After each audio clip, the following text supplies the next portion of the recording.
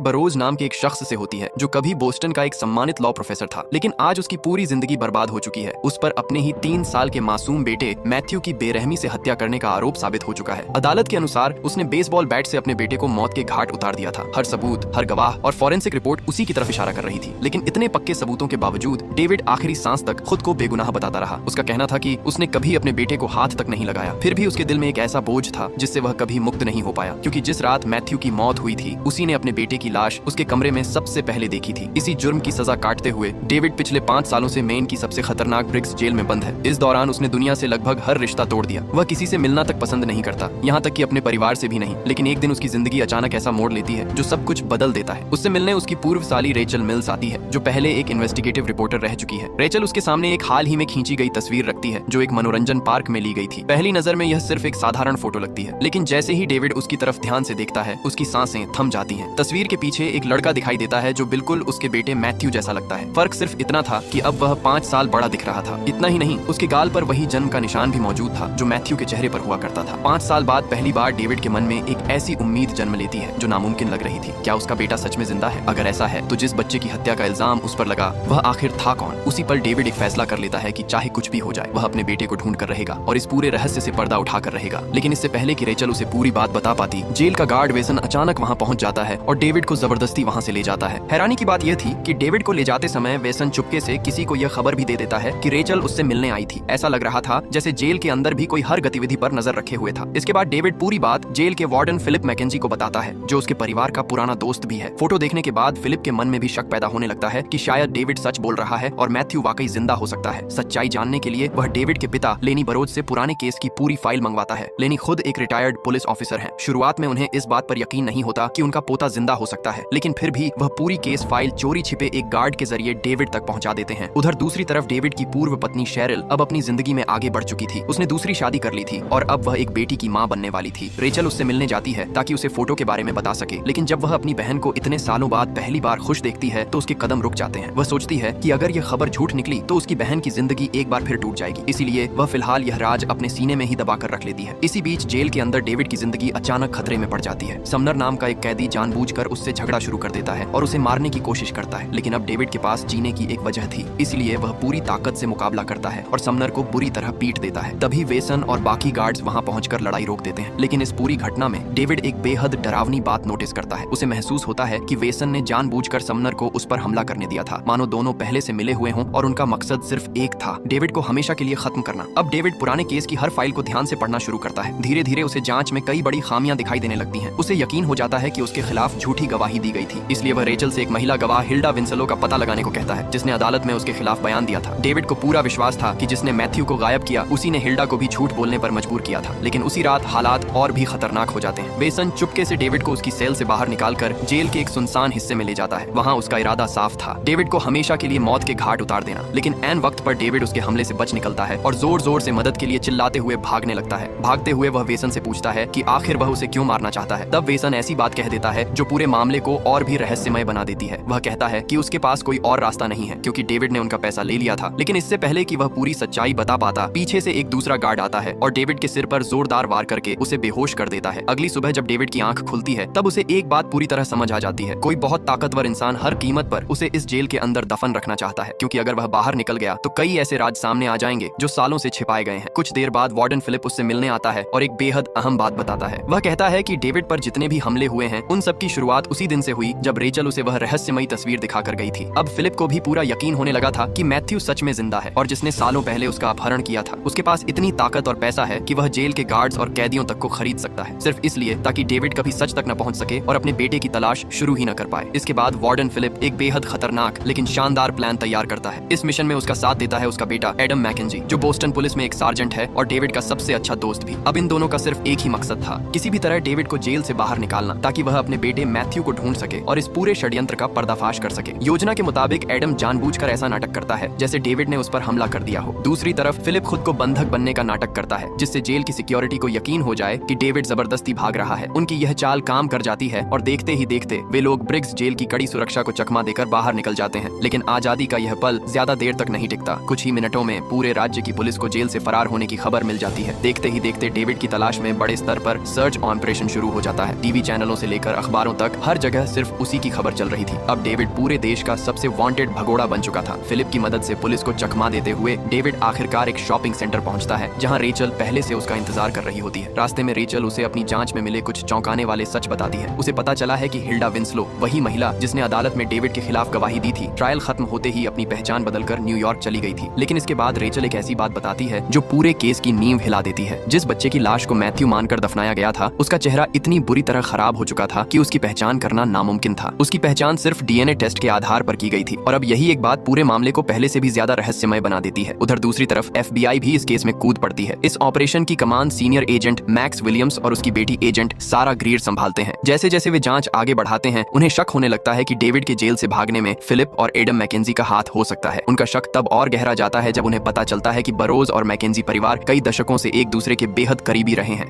इतना ही नहीं, पिछले 5 सालों में डेविड से मिलने आने वाली इकलौती इंसान उसकी पूर्व साली रेचल थी। जब एफबीआई जेल की सीसीटीवी रिकॉर्डिंग निकलवाती है तो पता चलता है कि रेचल और डेविड की मुलाकात वाली फुटेज कुछ घंटे पहले ही सिस्टम से डिलीट कर दी गई थी। अब साफ था कि कोई बहुत ताकतवर व्यक्ति सबूत मिटाने में लगा हुआ है। इसी बीच एफबीआई को गार्ड वेसन का पता मिलता है और वे उसकी तलाश में निकल पड़ते हैं। लेकिन डेविड उनसे पहले ही वेसन तक पहुंच चुका था। अपनी जान के डर से वेसन पहले ही अपनी पत्नी और बेटी को किसी सुरक्षित जगह भेज चुका था। वह जानता था कि जिन लोगों के लिए वह काम कर रहा था वे किसी को भी जिंदा नहीं छोड़ते। डेविड सीधे उससे सवाल करता है कि आखिर मैथ्यू के गायब होने के पीछे कौन है। वेसन बताता है कि उसे सिर्फ जेल के अंदर डेविड पर नजर रखने के पैसे मिलते थे। सब कुछ सामान्य चल रहा था, लेकिन जैसे ही रेचल वह फोटो लेकर आई, हालात पूरी तरह बदल गए। वह यह भी चेतावनी देता है कि इस पूरे खेल के पीछे बेहद ताकतवर लोग हैं जो अपने राज्य छिपाने के लिए किसी भी हद तक जा सकते हैं। डेविड उससे सच बोलने और अपने बेटे तक पहुंचने में मदद करने की गुहार लगाता है, लेकिन वेसन साफ इनकार कर देता है। उसका कहना था कि अब सिर्फ डेविड ही नहीं बल्कि उसका अपना परिवार भी इस खतरनाक जाल में फंस चुका है। तभी अचानक रेचल को घर के अंदर से गोली चलने की आवाज आती है। रेचल तुरंत दौड़ कर आती है और डेविड से बिना देर किए वहां से निकलने को कहती है। अगले ही पल एफबीआई की एजेंट सारा अपनी टीम के साथ वहां पहुंच जाती है। दूसरी तरफ मैक्स को जेल के एक कैदी से पता चलता है कि जिस रात डेविड पर हमला हुआ था, उस रात वेसन ने उसकी सेल अपने निजी इमरजेंसी की से खोली थी। उसने कंट्रोल रूम से दरवाजा खुलवाने की बजाय खुद ताला खोला था। यह हरकत बेहद संदिग्ध थी और साफ इशारा कर रही थी कि वह कुछ छिपाना चाहता था। अब डेविड और रेचल जांच को आगे बढ़ाने के लिए न्यूयॉर्क जाने का फैसला करते हैं। रास्ते में डेविड एक और बड़ा खुलासा करता है। वह बताता है कि मरने से पहले वेसन उसे एक बर्नर फोन देकर गया था। उसी फोन से वह एक रहस्यमयी आदमी स्टेफानो के संपर्क में रहता था जो उसे डेविड के बारे में आदेश देता था। कुछ देर बाद अचानक वही फोन बज उठता है। दूसरी तरफ खुद स्टेफानो होता है। वह मैथ्यू की मौत का मजाक उड़ाते हुए ऐसी बातें करता है जैसे उसे उस रात की पूरी सच्चाई पहले से पता हो। उसकी बातें सुनकर डेविड का यकीन और मजबूत हो जाता है कि उसके बेटे के गायब होने और उसे झूठे केस में फंसाने के पीछे एक बहुत बड़ा षड्यंत्र छिपा हुआ है। इधर एफबीआई की एजेंट सारा वेसन के बैंक रिकॉर्ड खंगालती है। जांच में सामने आता है कि डेविड के जेल जाने के बाद से वेसन को लगातार एक शेल कंपनी के जरिए पैसे भेजे जा रहे थे जिसका रजिस्ट्रेशन केमैन आइलैंड्स में था। इसका मतलब साफ था कि कोई गुप्त संगठन सालों से उसे फंड कर रहा था। मैक्स और सारा एक थ्योरी बनाते हैं कि शायद वेसन ने डेविड को मारने की कोशिश की थी और बाद में डेविड बदला लेने उसके घर पहुंचा। ये बात सुनने में तो सही लगती थी, लेकिन इससे एक सवाल का जवाब अब भी नहीं मिल रहा था। आखिर डेविड जेल से भागा ही क्यों? इसी सवाल का जवाब ढूंढने के लिए एफबीआई डेविड की जेल सेल की तलाशी लेती है। वहाँ उन्हें पुरानी जांच की फाइल मिलती है जो वहाँ कभी होनी ही नहीं चाहिए थी। उसी फाइल में उन्हें हिल्डा विंसलो का नाम मिलता है और वे यह मान लेते हैं कि डेविड शायद उससे बदला लेने के लिए न्यूयॉर्क गया है। उधर डेविड और रेचल भी न्यूयॉर्क पहुंच जाते हैं। पुलिस से छिपने के लिए रेचल अपने पुराने बॉयफ्रेंड हेडन से मदद मांगती है और उससे उसका खाली अपार्टमेंट कुछ दिनों के लिए इस्तेमाल करने की इजाजत ले लेती है। हेडन अभी भी रेचल से प्यार करता था, इसलिए वह तुरंत मान जाता है, लेकिन किस्मत एक बार फिर उनका साथ नहीं देती। बिल्डिंग के सिक्योरिटी कैमरों में हेडन गलती से डेविड को रेचल के साथ देख लेता है। अब डेविड की लोकेशन किसी भी वक्त लीक हो सकती थी। इसी दौरान स्टेफानो, जो बाद में एक भ्रष्ट पुलिस अधिकारी निकलता है, चुपके से शेरिल के घर में घुस जाता है। वह किसी ऐसी चीज की तलाश कर रहा था जिसका संबंध इस पुराने केस से था। तभी उसके फोन पर किसी का कॉल आता है। सामने वाला उसे कुछ आदेश देता है और स्टेफानो बिना एक भी सवाल किए तुरंत उसे मान लेता है। इससे साफ पता चलता है कि असली खिलाड़ी कोई और है जिसके इशारों पर सब लोग काम कर रहे हैं। उधर आधी रात को एडम के फोन पर एक रहस्यमयी मैसेज आता है। मैसेज पढ़ते ही वह बिना समय गंवाए सीधे कब्रिस्तान पहुंच जाता है। वहां पहुंचकर वह मैथ्यू की कब्र खोदना शुरू कर देता है। यह देखकर साफ समझ आ जाता है कि इस कब्र के नीचे सिर्फ एक लाश नहीं बल्कि सालों पुरा एक ऐसा राज दफन है जो पूरी कहानी बदल सकता है। इसके बाद कहानी हमें कुछ साल पीछे ले जाती है जब डेविड अपने परिवार के साथ बेहद खुशहाल जिंदगी जी रहा था। वहाँ फिलिप, एडम, रेचल और उसका उस समय का बॉयफ्रेंड हेडन भी मौजूद थे। सब कुछ सामान्य लग रहा था। तभी रेचल एक ऐसे आदमी की तरफ इशारा करती है जो दूर खड़ा उन्हें लगातार देख रहा था। एडम बताता है कि उसका नाम स्कंक है, जो कभी उनका स्कूलमेट था लेकिन अब एक खतरनाक गैंगस्टर बन चुका है। और ठीक इसी समय वर्तमान में एफबीआई का एक एजेंट शेरिल के घर पहुंचता है और उसे बताता है कि डेविड के जेल से भागने से कुछ दिन पहले रेचल उससे मिलने जेल गई थी। ये बात सुनते ही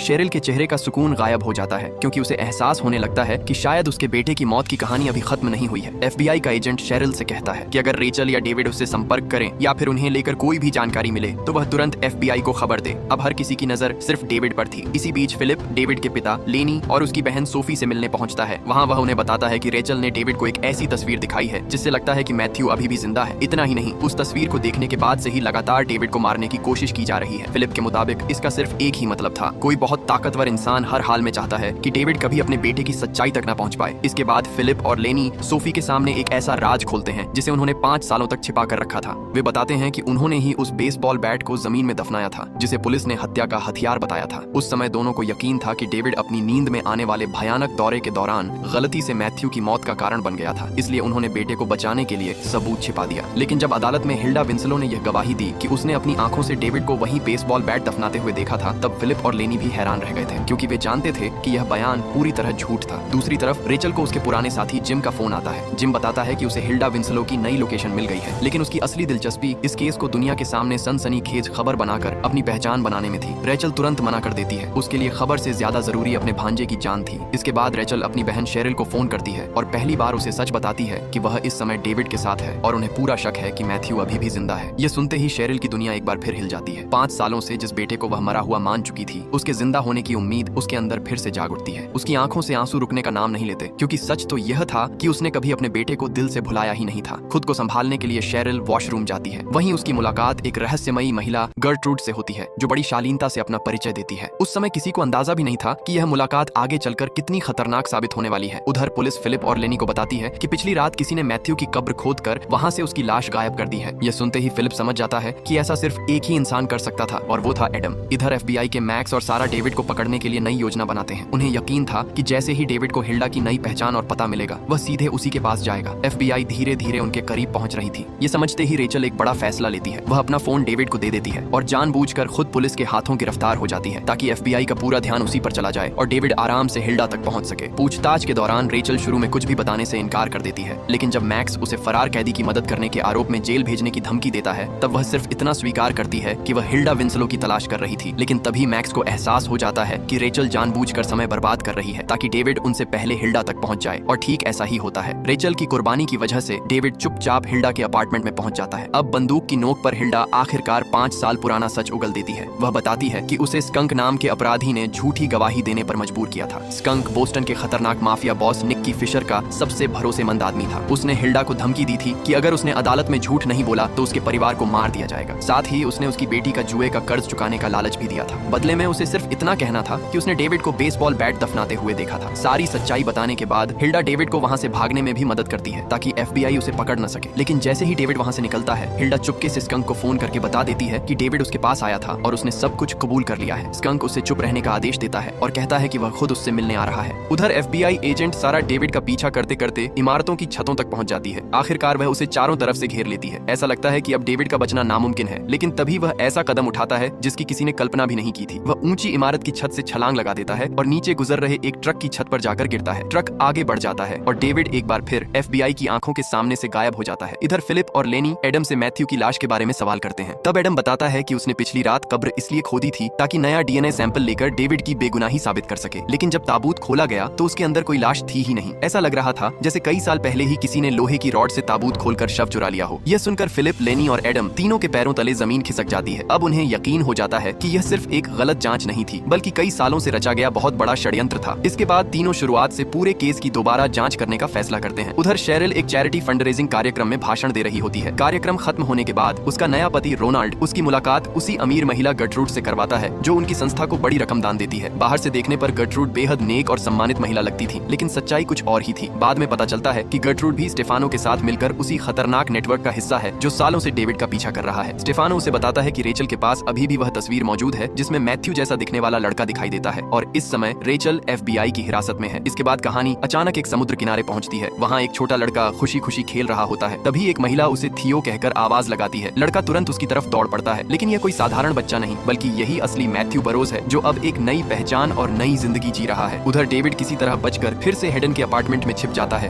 कुछ देर बाद हेडन वहाँ पहुँचता है और गुस्से में रेचल के बारे में पूछता है। डेविड उसे बताता है कि रेचल ने खुद को जानबूझकर गिरफ्तार कराया ताकि वह हिल्डा तक पहुँच सके। ये सुनकर हेडन भड़क उठता है और पुलिस को खबर देने की धमकी देता है। लेकिन तभी डेविड एक ऐसी बात कहता है जो सब कुछ बदल देती है। वह कहता है कि मैथ्यू जिंदा है। इसके बाद डेविड पूरी कहानी बताता है। अब उसे पूरा यकीन हो चुका था कि उसके बेटे की हत्या नहीं हुई थी, बल्कि माफिया ने उसका अपहरण किया था। वह यह भी बताता है कि हिल्डा से निकलते समय उसने जानबूझकर ऐसा इंतजाम किया था ताकि स्कंक खुद न्यूयॉर्क तक उसका पीछा करे, क्योंकि स्कंक निक्की फिशर का सबसे भरोसेमंद आदमी था और डेविड को उम्मीद थी कि उसी के जरिए वह आखिरकार अपने बेटे तक पहुंच जाएगा। डेविड फैसला करता है कि अब वह अकेले ही आगे बढ़ेगा, क्योंकि वह नहीं चाहता था कि रेचल की जान और ज्यादा खतरे में पड़े। लेकिन हेडन उसे साफ शब्दों में कह देता है कि रेचल कभी पीछे हटने वाली नहीं है। जब बात उसके अपने भांजे की होगी तो वह आखिरी सांस तक सच का पीछा करेगी। यह कहकर हेडन डेविड को अपने अपार्टमेंट में छिपने की इजाजत दे देता है। उधर FBI एजेंट मैक्स और सारा हिल्डा से लगातार पूछताछ कर रहे होते हैं। उन्हें पूरा शक था कि हिल्डा ने डेविड की मदद की है और जानबूझकर उसे अपने अपार्टमेंट से फरार होने दिया। लेकिन चाहे वे उससे कितने भी सवाल पूछें, हिल्डा एक शब्द तक नहीं बोलती। वह जानती थी कि अगर उसने सच बताया तो सिर्फ उसकी नहीं बल्कि उसके पूरे परिवार की जान खतरे में पड़ जाएगी। मैक्स और सारा की उलझन और बढ़ जाती है। आखिर जिस महिला की गवाही की वजह से डेविड 5 साल जेल में सड़ता रहा, वही आज उसकी मदद क्यों कर रही थी? सबसे हैरानी की बात यह थी कि डेविड उसके पास बदला लेने नहीं गया था, बल्कि हिल्डा ने खुद उसे बचाकर वहां से निकलने दिया था। इसी बीच फिलिप, लेनी और एडम फिर से उस रात की हर घटना जोड़ने लगते हैं जिस रात मैथ्यू के मरने की बात कही गई थी। तभी लेनी को एक पुरानी बात याद आती है। उस रात शेरिल को अस्पताल से एक इमरजेंसी कॉल आया था जिसमें बस एक्सीडेंट की बात कही गई थी, लेकिन पूरी केस फाइल में कहीं भी